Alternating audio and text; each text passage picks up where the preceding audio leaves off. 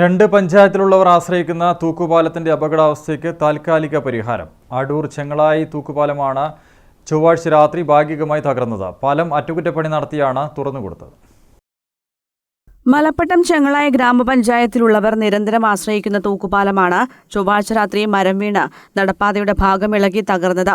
മലപ്പട്ടം ഭാഗത്തു നിന്നുള്ള പ്രവേശന കവാടം വഴി കടക്കാൻ ശ്രമിച്ചയാളാണ് പാലത്തിന്റെ ഹാൻഡിൽ വെൽഡിംഗ് ഇളകി കിടക്കുന്നത് കണ്ടത്.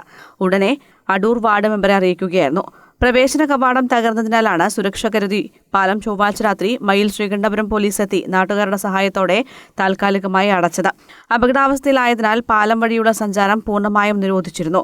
പൊതുജനങ്ങൾ പാലത്തിൽ പ്രവേശിക്കുകയോ കടന്നുപോകാൻ ശ്രമിക്കുകയോ ചെയ്യരുതെന്ന് മലപ്പട്ടം ഗ്രാമപഞ്ചായത്ത് president P Lakshmanan social media വഴി പ്രചരണവും നടത്തിയിരുന്നു. തുടർന്നാണ് അറ്റകുറ്റപ്രവൃത്തി നടത്തി പാലം താൽക്കാലികമായി തുറന്നുകൊടുത്തത്.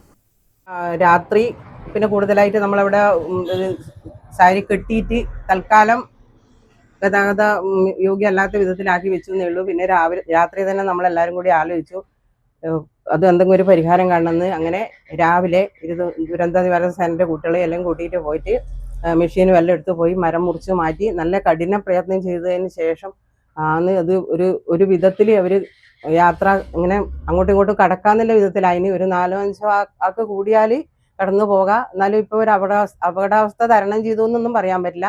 കാരണം വെൽഡ് ചെയ്തതെല്ലാം ഇങ്ങനെ വിട്ടുപോയിട്ടുണ്ട്, കമ്പികളും വിട്ടുപോയിട്ടുണ്ട്. പല കമ്പികളും വളഞ്ഞിട്ടും പല സ്ഥലത്ത് ഗ്യാപ്പുകളും ഉണ്ട്. ഇനിയിപ്പം അതിന് വേണ്ടപ്പെട്ടവർ ഇത് ഇടപെട്ടിട്ട് അത് ഗതാഗത യോഗ്യമാക്കണം എന്നാണ് നമുക്ക് അഭ്യർത്ഥിക്കാനുള്ളത്. ചെങ്ങളായി ഭാഗത്തേക്ക് സ്കൂൾ കുട്ടികളടക്കം 100-ലധികം പേർ തൂക്കുപാലത്തെയാണ് ആശ്രയിക്കുന്നത്. എളുപ്പത്തിൽ ചെങ്ങളായി ടൗണിലെത്താം എന്നതാണ് തൂക്കുപാലത്തിന്റെ പ്രയോജനം. പക്ഷേ ചെങ്ങളായി ഭാഗത്തെ പാലത്തിലേക്കുള്ള പടികളും മറ്റും ദ്രവിച്ച നിലയിലാണ്. തൂക്കുപാലം സംരക്ഷിക്കണമെന്നാണ് നാട്ടുകാർ ആവശ്യപ്പെടുന്നത്. ശ്രീകണ്ഠപുരം മയിൽ പോലീസും വില്ലേജ് ഓഫീസറും പാലത്തിന്റെ അവസ്ഥ പരിശോധിച്ച ശേഷമാണ് പൊതുജനങ്ങൾക്കായി തുറന്നു നൽകിയത്. News bureau, Irikkur.